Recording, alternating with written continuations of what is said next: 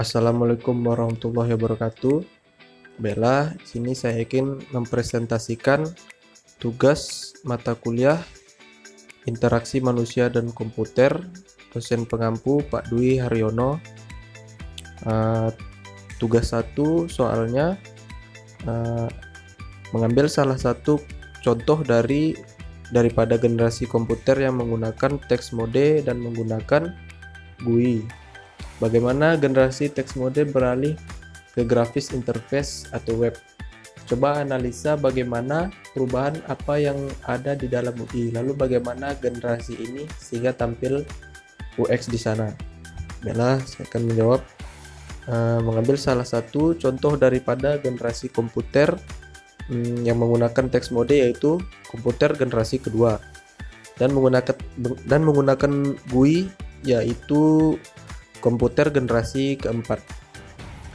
Dilihat dari komputer generasi kedua ini, proses pengaksesan suatu file memerlukan perintah berupa teks. Tentunya jika kita bayangkan hal ini akan mempersulit akses UX untuk membuka suatu dokumen ataupun data. Karena kebutuhan UX yang semakin lama ingin semakin mudah dan fleksibel, maka mulailah dirancang suatu sistem berbasis visual. Hal ini muncul pada komputer generasi ketiga,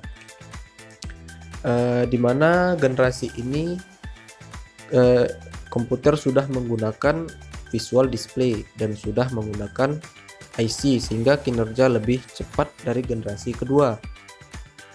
Namun dalam penggunaannya komputer menjadi cepat panas.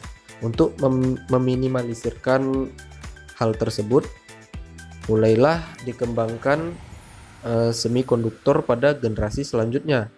Memasuki generasi keempat, baunya banyak sekali kemajuan yang terjadi dan dimanfaatkan oleh UX seperti diciptakan GUI yang dapat mempermudah UX dalam pengoperasiannya. Itulah tugas satu dari saya.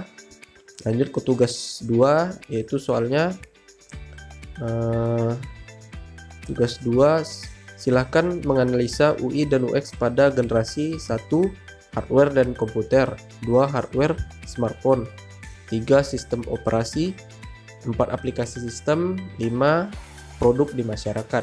Di sini saya mengambil 3 poin, yaitu poin pertama hardware smartphone, kedua aplikasi sistem, ketiga produk masyarakat. Yang pertama hardware smartphone, saya ambil contoh pada charger smartphone yang masih menggunakan kabel.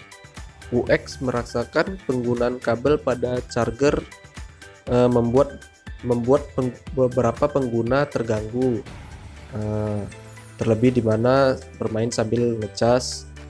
Di sini UX menginginkan charger tanpa kabel sehingga muncullah wireless charging. Sekarang sudah ada wireless charging. 2 aplikasi sistem, di sini saya mengambil contoh Facebook, di mana aplikasi ini sosial media ini bisa berinteraksi dengan teman di dunia maya, bisa bertemu dengan teman lama gitu, bisa chatting, bertegur sapa.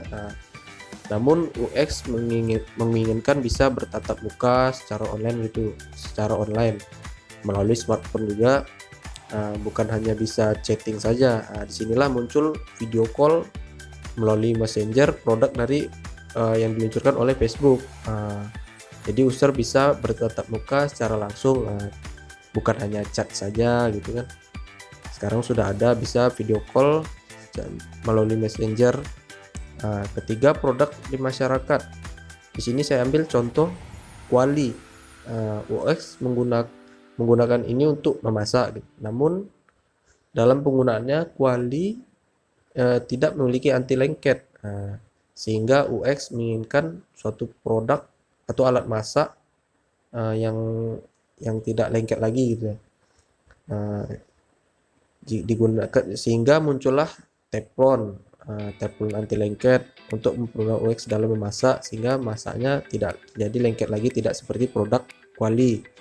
Baiklah, hanya sekian tugas dari saya. Wabillahi taufiq wal hidayah. Wassalamualaikum warahmatullahi wabarakatuh.